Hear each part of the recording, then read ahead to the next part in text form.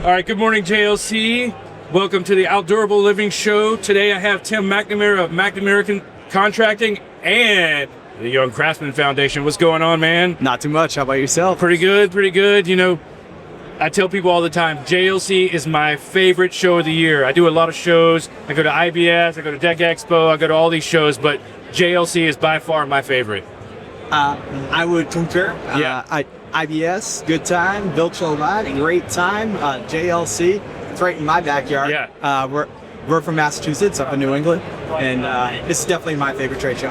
Yeah, and you know, one of the things I love is because it's so small, you have time you can spend with people, and then just looking around, there are a ton of schools here.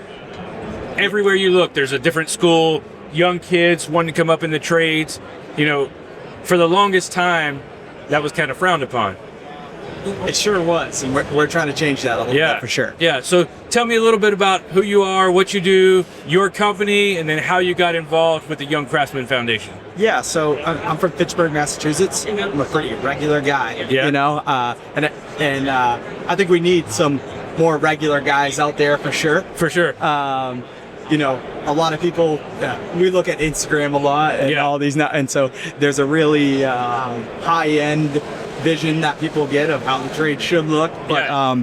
you know, I've just had some lot of success in the trades, and I want to see more people have just some lot of success. You can live Yeah. a good life, have a good career in the trades, and we're trying to promote that right now. Nice. So our foundation is the Young Craftsman Foundation. Our goal this year is to deliver 100 tool packages to kids graduating tech school. Okay. And so we're going to build on that mission from there. But through our journey, one of our big focuses is, you know, making the trades cool. Yeah. Let's change that stigma that you're talking about, which is this hasn't always been cool. Sure. You know? Yeah. You know, I think it was Forbes released a report a few years ago that said there are only 5 degree plans that have a positive ROI versus a trade school right now. If you're not going into legal, medical, engineering, microbiology, or engineering, you're better off going to a trade school. Yeah, so some of the statistics I've seen, they vary. It's really tough to get an exact number, but I've seen numbers ranging from every 4 to that retire, only 1 is coming in, and I've seen others as high as 7.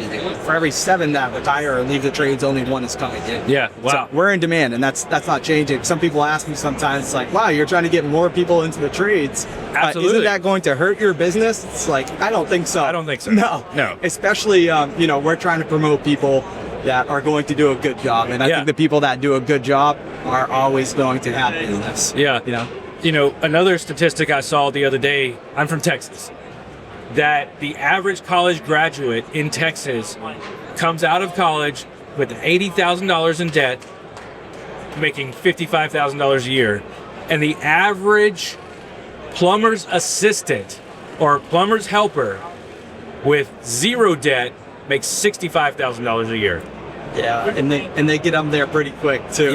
Yeah, they do. Yeah, we like the whole earn while you learn. There you go. You know, there you go. I went to college. I tried twice, and I failed twice. Yeah, there you go. And I just found out it wasn't for me. And you know, we don't need to frown upon college. I think we need, you know, those degrees and people that you talked about and everything. But you know, when I was in high school, it seemed like college was our only option. Only option. You know, I had exposure to the trades when I was young. My mother is a real estate agent. My father's a home inspector. Okay. And they did some flips when I was growing up, and so I just had natural exposure. And I think the thing is, for most people, is they don't ever get the exposure. Yeah. They don't even know it exists. Right. And so we want to make sure that they know it exists. We want to make sure that they know it's a viable option and that there are good careers. Sure. You know? And if we can give them some resources so that they know what to look for in a good employer, because we all know in the trades, there's Chuck in a truck out there. And if you go work for him, you may not have the best career, right? But if you know what to look for in a good employer, and you're set up right, and you take it serious, you can have a great, fulfilling career. Yeah, that's awesome. You know, one of the things I really like to see about the younger generation coming up is, you know, there was this stigma, and still is in a lot of construction, like, my granddad did it this way, my dad did it this way, this is how I'm going to do it, right? And now you see a lot of the younger kids, they're on Instagram, they're on all this social media platforms. They want to innovate. They want to do cool stuff. They want to change and progress. So I think some of that, if you will, dumb contractor is going away because of the young generation coming up wants to be cool and new and innovative. Yeah, I agree. I think there'll always be some of those guys out there. Always. But you can see how social media and podcasts and all that really has been making a change. Sure. Right? And so, hey, that's what we're doing right now. Yeah. I think that there has to be an institutional change, right? The states, the federal level, 100%. There needs to be money plowed into this. But the way I see our foundation is that the role that we can play is shine a light on this, right? And force them to make the change, right? If more people keep talking about this and saying how we need that change, we need the funding, we need the institutional backing to get into this, then that is really what's going to make the change. But I think that we can help make it cool and change that stigma so that the kids are lining up at the door, right? So obviously we're at JLC. There's people in the industry all around us. This is going to go to the art marketing company. They're going to do all this edits. But if somebody wants to get involved with the Young Craftsman Foundation, what's the first step? They can donate us some money. There we go. So we just recently created some subcommittees. A lot of people do ask how they can get involved. There's a lot going on right now. It's tough to take on board members or subcommittees right now. There's not a whole lot of operations. So we've been fortunate enough to create some great partnerships. One that we recently landed was Acme Tools. So they're going to be handling our distribution for us. Our partners are going to be sending their tools to Acme, and then we're going to supply them with our list. They're going to pick them back for us and send it out to the kids who ultimately receive these tool packages. We're fiercely up against a June 1st deadline here, and so we're kind of straight ahead right now.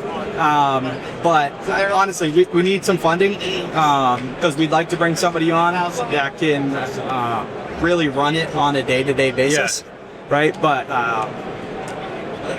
we also are still looking for some tool donations to fill out our tool packages. So on an individual basis, talking about it, letting people know about it, that this exists, and helping us spread the word about the Young Craftsman Foundation and ultimately making the trades cool, right, is how people can participate right now. I think we'll look to bring people on into some subcommittees probably after June stuff as we settle down and get ready for next year. But as of right now, we could use some extra funding. Let's get some tool packages into the hands of these kids.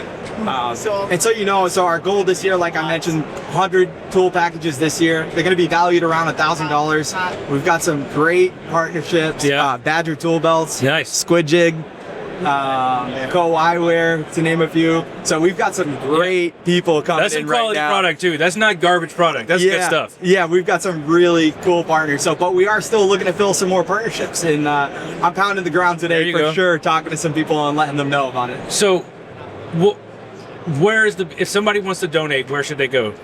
They can go onto our website, youngcraftsman.com. Youngcraftsman.com, okay.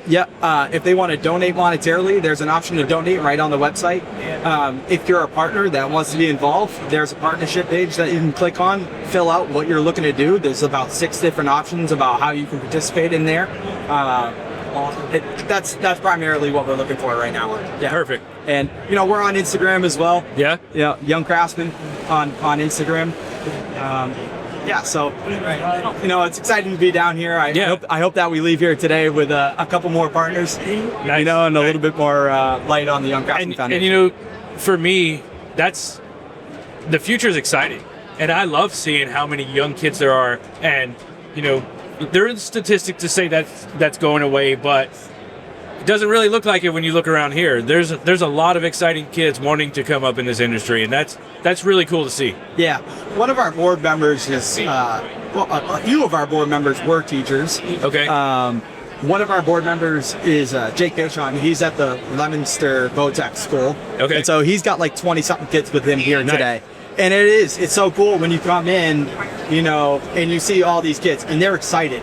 You know, as a matter of fact, I employ a kid that came from that Leominster Tech school program just 3 years ago. You know, he's been with me for about 2 years now, and he's doing a great job. He's moving up, and we just need some more of that. Yeah, you know, for sure. And we need to support those kids and make sure that they understand about the opportunity that they have. Yeah, absolutely. Well, I know you're busy. I know you're going to go crush it today. I appreciate you taking some time with us. Hopefully, everybody will get involved. Young Craftsman Foundation, they're the future of our industry. And this is the Outdurable Living Show with Fortress Building Products. Thanks so much. Thank you, guys.